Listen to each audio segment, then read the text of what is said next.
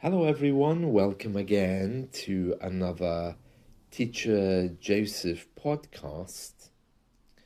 Well, as you know, my weekly lesson this week has been all about eccentric behaviours of British people. How, during emergencies, we're taught to keep calm and carry on. Now, that's changing now, and we find that less and less British people are actually doing that because of international media, because of the internet. Habits are changing, and younger people now are much more confident in using very direct language, even in the face of adversity and during emergencies. Now, a story that's going around today in the Scottish media, not British media generally, is a report that came out yesterday, which is basically saying that Scotland is still the drug death capital of Europe. And it's saying in the Daily Record of today, Wednesday, August 21st, the Daily Record is a national newspaper. It says, Scotland is in the midst of a tragedy of unimaginable proportions. A drug charity has warned. We're going to read through that story today. Just to warn you, it's incredibly sad, but I wanted to give you some background first of all. For some time now, it's been known that Scotland has a major crisis with drugs. And for those of you who've watched movies like Trainspotting, which was centered around Scotland, you'll know that there is a stereotype that Scottish people have particular issues within their culture of drugs and alcohol. You've often heard me mention alcohol because I think when I was growing up, that was more dominant here. And as industry slowly disappeared, many people just fell into complete despair. Not only in Scotland, but in the north of England as well. And in fact, the north of England still has a lot of problems. I think in Scotland, they're trying hard to correct or reverse these trends, but I think the difficulty is nobody really knows the reasons why our young people are turning to drugs. And I think they're trying to find ways of coping with this. So because the four nations here have four separate governments, Scotland has its own government, England is looked after by the central government, and Wales and Northern Ireland both have their own parliaments. It means it's much easier to deal with on a local level, yet England has been largely forgotten. The northern part of England is really impoverished. Bits of it are in a mess, whereas the Scottish government has at least managed to make some kind of pathway into dealing with what seems to be an increasing disaster. So we're going to read through this story today, just to warn you, it's not the best reading. It's not something which will make you joyful today, but we're going to go through it. So it says here, Scotland is in the midst of a tragedy of unimaginable proportions, a drug charity warned. It comes as figures reveal that drug deaths in Scotland have soared again. Remember, soared is what birds do when they fly across the sky. They soar. It's when the wind carries them. And this is a metaphor when something rises. With almost 1,200 overdose fatalities last year, and that's when people make decisions to end their life by taking illegal drugs. It says the distressing 12% rise halts 2 years of progress after the Scottish Government declared a national mission to tackle the problem. And then it has a lot of figures here demonstrating that in Scotland, drug deaths are actually rising. And they're saying here the drug deaths in Scotland are now twice that of the rest of the UK. It says, we're in the midst of a tragedy of unimaginable proportions. The provision of community rehabilitation, detox services, and residential services remains inadequate. These are the essential services needed to help people achieve real recovery and break free. So it seems like what this story is saying, that they prefer to deal with the issue of drug taking at the back end of the problem. So they wait until you become an addict, and then they teach you how not to use drugs. It seems very strange that, but they're calling on the Scottish Government to urgently give more money to recovery services. And it lists the drugs here, saying that opiates are the biggest killers, but there's a sharp rise linked to street drugs as well. It's saying here that they did make some inroads, they did make some progress in dealing with this issue, but now the figures are rising. And it says here, the number of people dying due to drugs in Scotland is undoubtedly shocking. Behind every statistic is a family left devastated, and we should never forget this cost.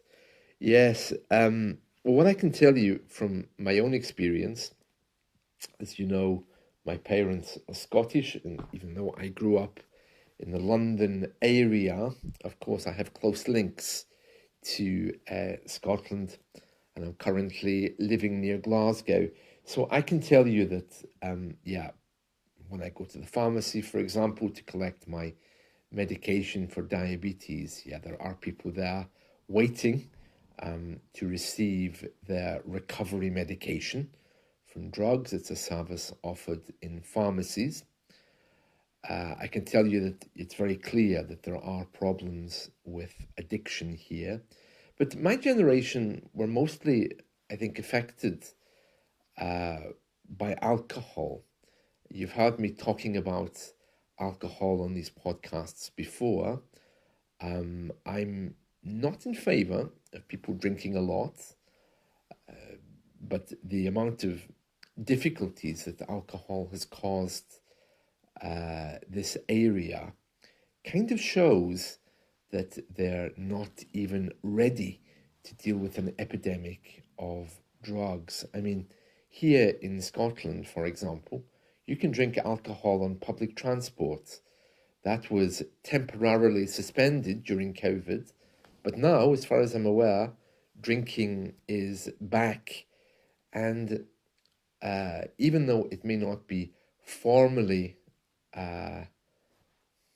or legally okay to drink on public transport at the moment, people do.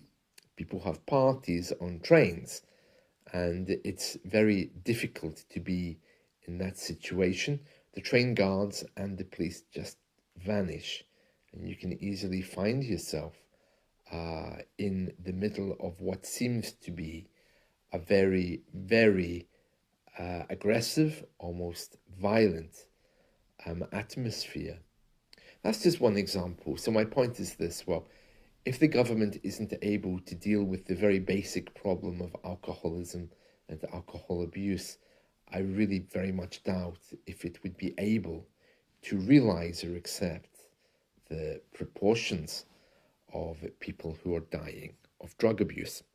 And also, once again, their absolute failure to notice why people are taking drugs or drinking too much in the first place. Part of it is about education, that's for sure.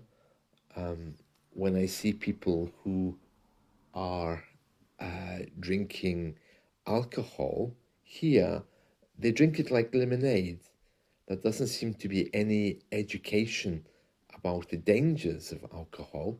The government's answer was to raise the taxes, to put it outside of people's economic reach.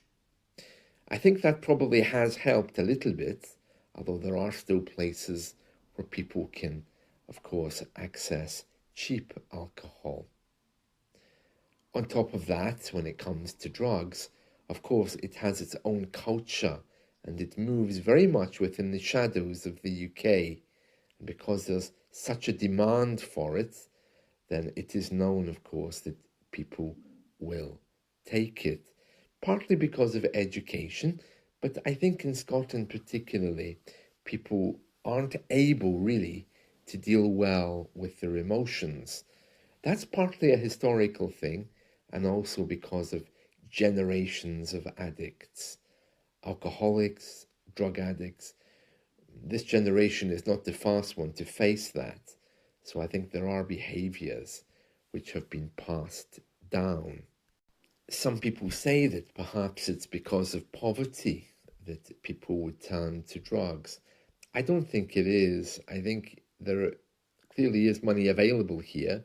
If people are using it to buy drugs, then there is cash around. So I don't think the problem is poverty. I think people just want to escape. We live in a very closed kind of community. There isn't a lot of information available about how other people live. If I was asked to fix this problem, I would almost certainly begin to take our young people and ask them to go on exchanges, to send them to, let's say, Spain for a year, Central Europe for a year, or 2 years, or force them to go to university in another country and then bring them back. I think that would be the easiest and best way to deal with this issue, because once they see that there's a really big world out there, then I think that would help a lot. One of the reasons why I was not in favour of Brexit is because it meant that travelling to Europe, entering Europe, studying in Europe was no longer going to be available. And I think our children, our young people really, really need to be seeing that there's a big world out there. I know when I started to travel, it really changed me completely, and I would encourage everyone to try to do the same. The south of England, which is where most people go on a holiday, is very different. People are educated differently.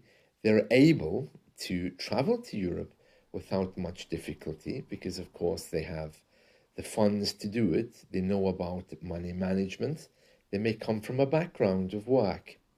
Whereas in the north, as I often say, there's more people living in the city of London than the entire population of Scotland. So there's really much fewer people in the north than in the south. So it's a very complicated issue.